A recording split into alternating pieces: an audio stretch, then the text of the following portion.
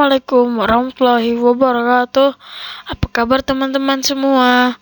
Alhamdulillah luar biasa, tetap semangat. Allahu Akbar. Yes.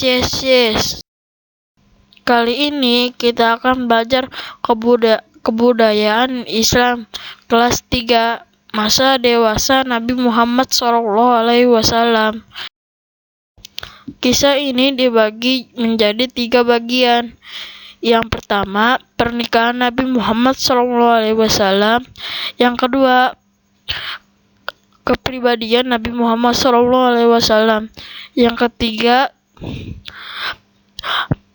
peristiwa peletakan Hajar Aswad. Pernikahan Nabi Muhammad SAW pada usia 25 tahun, Nabi Muhammad SAW menikah dengan saudagar kaya yang bernama Khadijah radhiyallahu. Khadijah radhiyallahu adalah wanita pertama yang masuk Islam dan banyak membantu Nabi Muhammad SAW dalam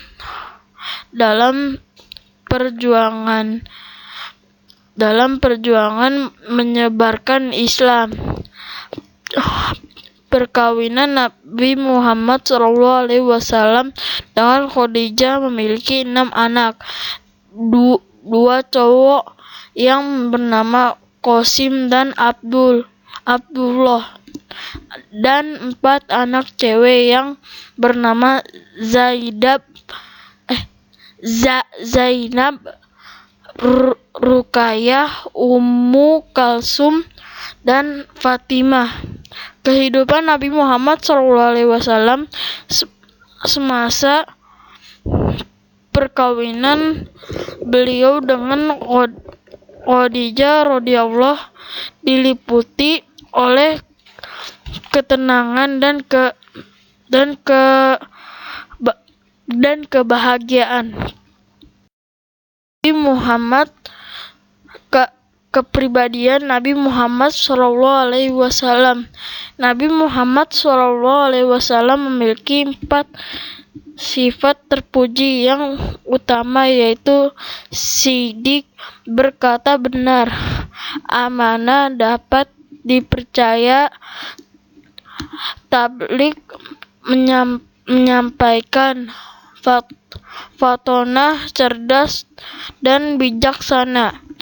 Walaupun Nabi Muhammad SAW memiliki kedudukan yang tinggi dan dihormati oleh masyarakat Mekah, beliau tidak sombong.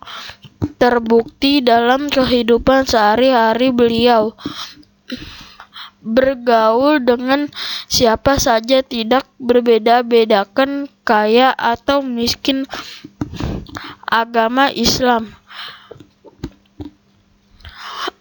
mengajarkan bahwa sesama manusia harus saling tolong-menolong. Orang yang paling mulia di sisi Allah adalah orang yang paling bertakwa. Peristiwa peletakan Hajar Aswad. Ketika Nabi Muhammad SAW berusia 35 tahun, kaum Quraisy memperbaiki Ka'bah yang rusak akibat banjir yang melanda Mekah hingga merendam Ka'bah. Keadaan Ka'bah pada saat itu hanya berupa susunan batu-batu yang lebih tinggi badan manusia bagian atasnya dalam keadaan tanpa atap. Semua pemuka dari suku Quraisy musyawarah. Mereka memutuskan untuk memperbaiki Ka'bah. Setiap suku bergotong royong memperbaiki Ka'bah yang rusak. Mereka membantu pekerjaan itu secara Sukarela Nabi Muhammad SAW pun ikut bergotong royong memperbaiki Ka'bah. Beliau bekerja berdampingan dengan paman beliau, Abbas bin Abu Muthalib, mengangkat batu-batuan ketika pembangunan telah selesai sampai batas tempat Hajar Aswad. Terjadi perselisihan.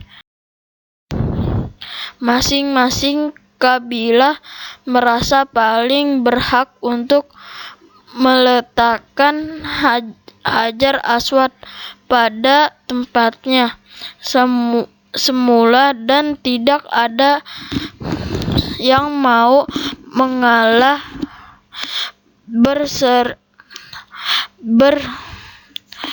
Perselisihan itu terus berlanjut sehingga pembangunan sempat berhenti selama 4-5 hari karena tidak ada yang bekerja lagi. Sejak terjadi perselisihan, Nabi Muhammad SAW tidak datang lagi ke Ka'bah.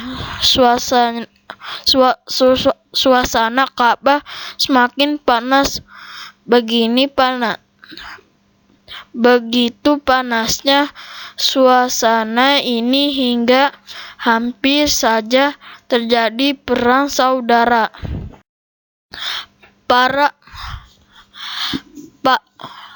Para pemuka Quraisy berkumpul untuk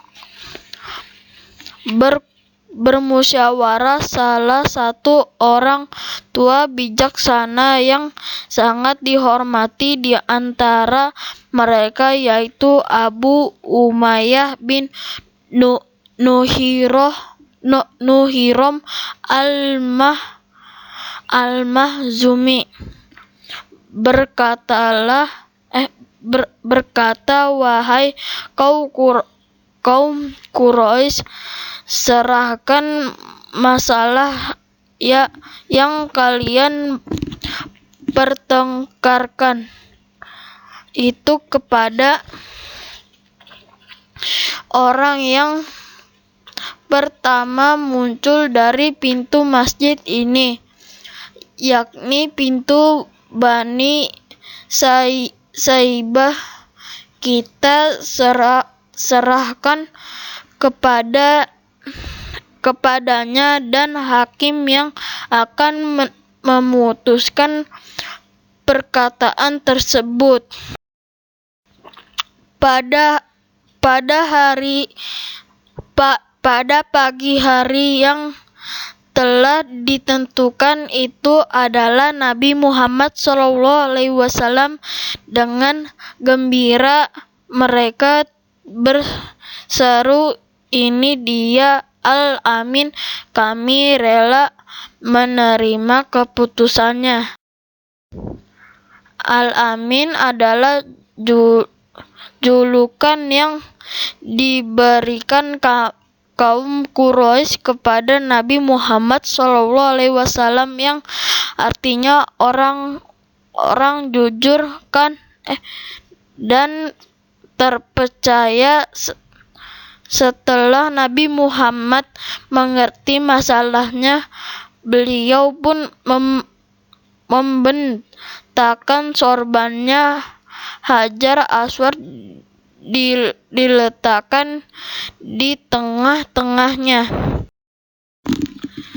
Kemudian beliau meminta kepala suku memegang tepi sorbannya dan mengangkatnya bersama-sama. Kemudian Nabi Muhammad SAW sendiri yang meletakkan batu Hajar Aswad di tempat semula. Dengan begitu semua suku merasa mendapatkan kehormatan sehingga perselisihan dapat dihindarkan. Para pemuka Quraisy sangat gembira dengan keputusan yang diambil Nabi Muhammad SAW. Mereka terselamatkan dari perpecahan karena kecerdasan serta kebijaksanaan Nabi Muhammad SAW. Cukup sampai sini dulu ya teman-teman. Kita akan lanjutkan di lain waktu dengan channel yang sama. Jangan lupa like, share ya. Wassalamualaikum warahmatullahi wabarakatuh. Terima kasih.